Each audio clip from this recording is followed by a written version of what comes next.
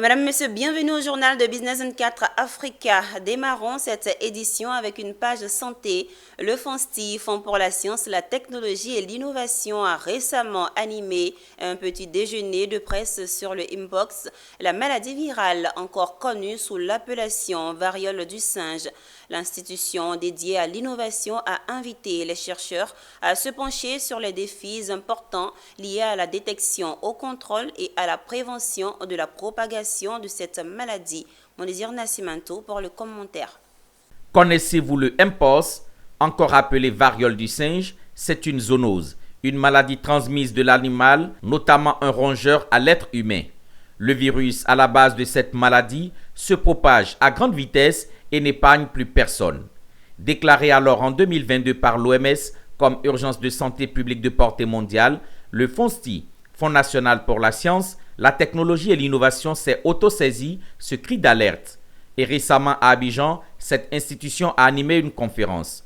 L'objectif pour Dr Sangaré Yaya, secrétaire général du FONSTI, est d'inviter les chercheurs à se pencher sur les défis importants liés à la détection, au contrôle et à la prévention de la propagation de cette maladie. Ce petit déjeuner a été organisé par le FONSTI en réponse à la nécessité urgente d'aborder la gestion de la variole du singe sous un angle local et surtout pour stimuler et encourager les chercheurs ivoiriens à entamer des recherches afin de développer des actions préventives sur la base des savoirs endogènes. Je souhaiterais, au cours de nos échanges, que nous puissions aborder les enjeux de santé publique, les défis sociétaux et la coopération internationale. Deux thèmes notamment, l'épidémiologie et la prévention du Mpox et les manifestations dermatologiques du Mpox ont permis aux spécialistes des questions de santé publique de présenter cette maladie aux hommes de médias. Eh bien, nous avons essayé de représenter ici les signes clés qui doivent faire évoquer une infection à Mpox. Donc, devant la présence d'une éruption cutanée, précédée d'une forte fièvre, avec des gros ganglions et des boutons avec du liquide, eh bien, dans ce contexte d'épidémie, il faut penser vraiment à une maladie à Mpox.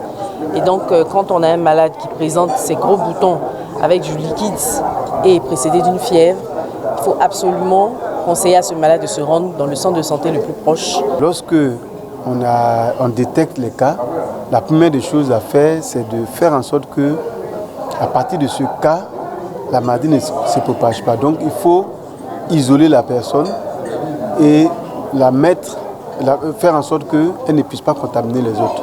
Donc c'est ça l'intérêt de l'isolement dans la prise en charge des cas. Le FONSTI, Fonds national pour la science, la technologie et l'innovation, en tant que fournisseur de solutions par la recherche et l'innovation, veut aider à la promotion des actions concrètes basées sur des données probantes et adaptées aux réalités locales pour endiguer la propagation du Mpox.